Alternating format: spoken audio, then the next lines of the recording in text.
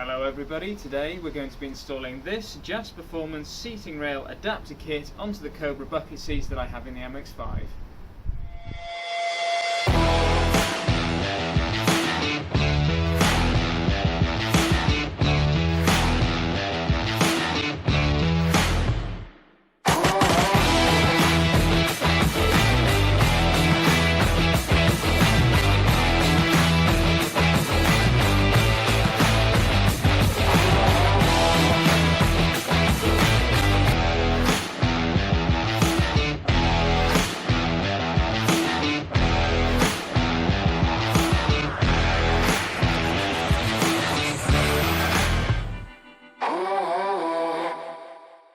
Okay then, so a few of you may have already noticed that I do currently have side mounts attaching the bucket seats to the original rails, so you might be wondering why I want to replace them with this kit.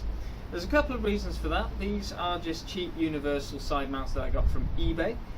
They don't quite fit right. The distance between the rails when it's all bolted up is not quite right, it's too narrow, so you have to loosen off the side to bolt the rails in and then tighten these up afterwards. It's a bit of a pain in the neck.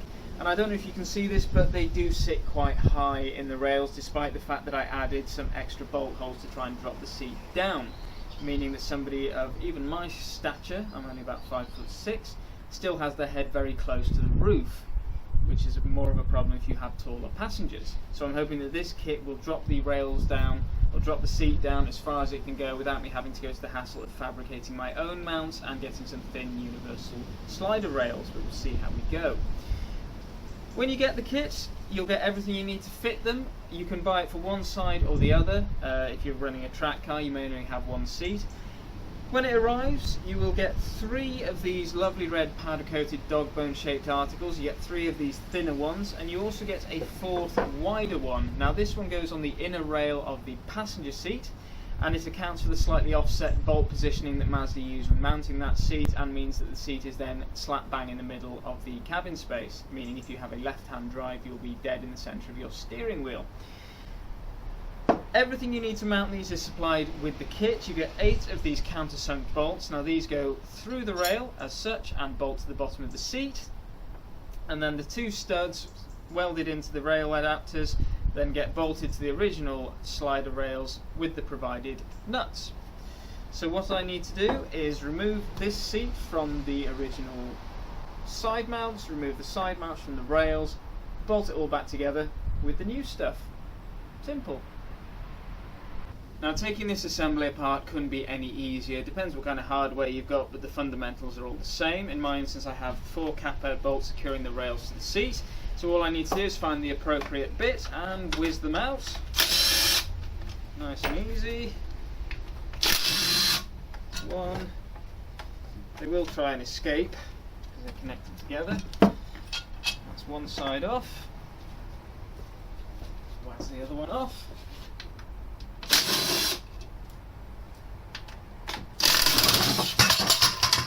Okay. You might want to do it a little bit more carefully than that, but now I can just get the seat out of the way. Grab my rails. You want to be somewhat careful of this connection wire here. This is what keeps the rails together and pulls on the adjuster locking mechanism when you want to move your seat forwards and backwards. Get those out of the way.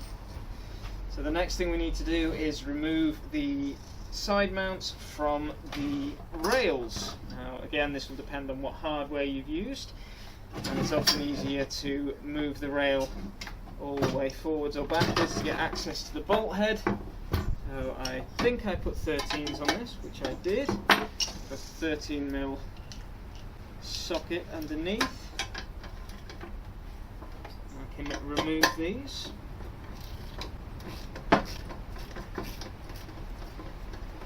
If you still have your standard seats in, the process is slightly different. Obviously you won't have to remove any side mounts, but when you do take the seat out, if you look underneath, there are just 4 bolts holding the original runners to the underside of the seat, so it's nice and simple to get them out.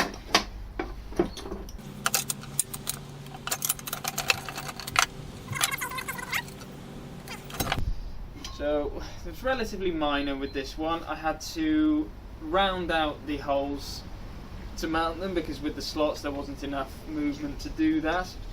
I also added an extra adjust the seat rail positioning hole here, so that I could drop the back of the seat down a bit, get a slightly more reclined position. But you can see that even, you know, with those holes all the way down there, the back was pretty much as far down as it could go, but the front was still sat very high.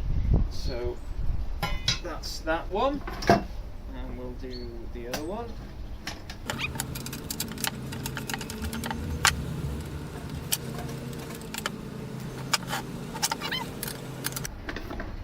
You could probably save yourself some of this hassle by buying appropriate side mounts for your particular bucket seat and rails, but most of them are pretty much universal fit anyway. When I ordered the kit, my particular bucket seats are not listed as fitting this Jass Performance kit, but because I've taken a gamble with most of the bucket seats being universal that it should fit.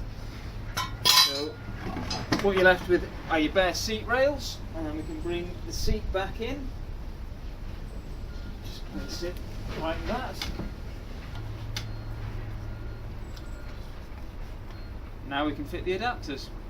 Right, so all you'll need to install these are the supplied hardware, an Allen key with his 5mm and a 13mm socket. This is the passenger side seat, so I've got the larger of the two rails here. And if I remember correctly, the longer end goes at the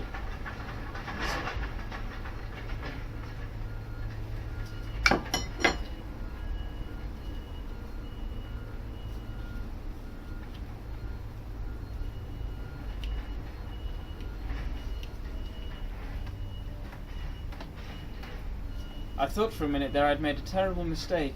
I didn't think these were bottom mounted, but I've just found the bolt holes. There's a very minor panic there. This isn't going to work.